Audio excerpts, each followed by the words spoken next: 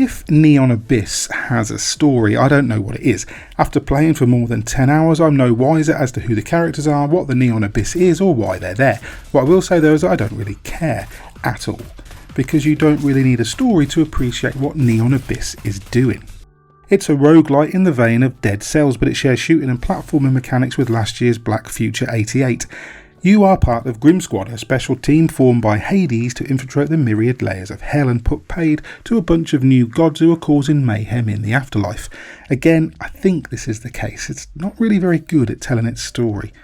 You begin in the Neon Abyss itself, which is a bar seemingly on the edge of purgatory. Just outside its door is a sheer drop into hell, which you'll take over and over again. Each stage is a series of rooms filled with secrets, enemies, power-ups, weapons, traps and mini-games that you'll navigate until you reach the boss. Kill them and you'll advance. However, death will zap you right back to the bar where you'll begin all over again. All you'll retain are the golden gems you've earned from defeating bosses, which the bartender will take in exchange for weapon or item unlocks.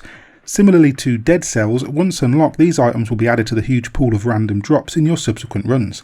The sheer number of gear items is impressive, from badges to masks, hats and outfits and gun upgrades. The majority will alter your physical appearance too, which is a nice touch that adds to the uniqueness of each run. You'll also find new guns with a variety of effects, from explosive rounds to dazzling light shows and ricocheting bullets. Explosives will remove rock walls, keys will open locked doors and chests, and purple crystals can open corresponding barriers and receptacles to reveal secrets and items. You'll find eggs scattered here and there which you can collect to form a little tail of them that trails behind you. Now and then one will hatch with a chance to grant you a pet.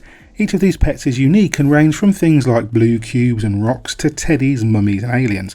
Now and then another hatching egg will upgrade an existing pet. They have individual abilities such as shielding you, shooting the enemy or increasing your speed and damage. Perhaps the coolest element to Neon Abyss though is the ability to seed runs. After each run is over, you'll be given a code which you can either input at the bar to begin again or give to your friends, and the code will replicate all the gear unlocks, room placements, boss spawns and weapon drops from the run, allowing you to hold speed contests or simply get a perfect run.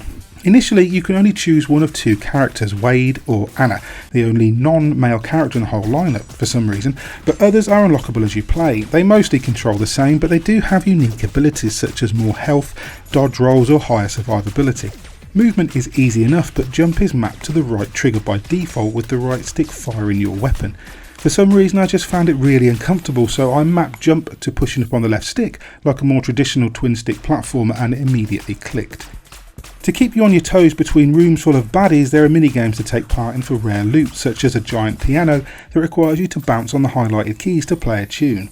Be aware though, it will cost a lot of coins you've accrued and you only get one shot per payout. Fans of Easter egg hunting will have hours of fun here, by the way. The weapon and gear pools are littered with references to games, books, comics, movies and music. There's a book of awful poetry, for example, that does damage to every enemy in the room, which riffs off Hitchhiker's Guide to the Galaxy, while one of the laser weapons is painted in a familiar red and gold and named the Stark module, and there are dozens of these things scattered throughout. I only really have two gripes with Neon Abyss. The first is that every now and again during a boss fight the frame rate will tank to an almost unplayable speed for a few seconds.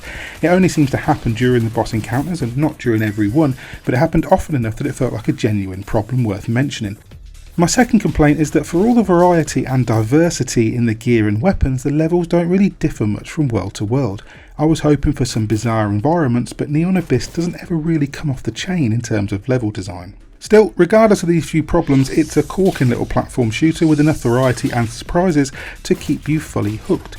It's not quite as sprawling as Dead Cells, but the seed system is a masterstroke, and the myriad pop culture references and massive array of weapons and gear will keep you blasting and laughing for hours, and Neon Abyss's pixel art graphics and superb soundtrack round off a worthy addition to the Switch's formidable catalogue of indie treasures.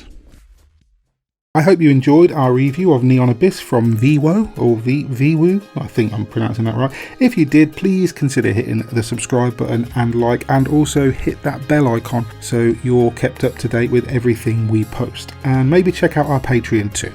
Thanks for watching. Bye.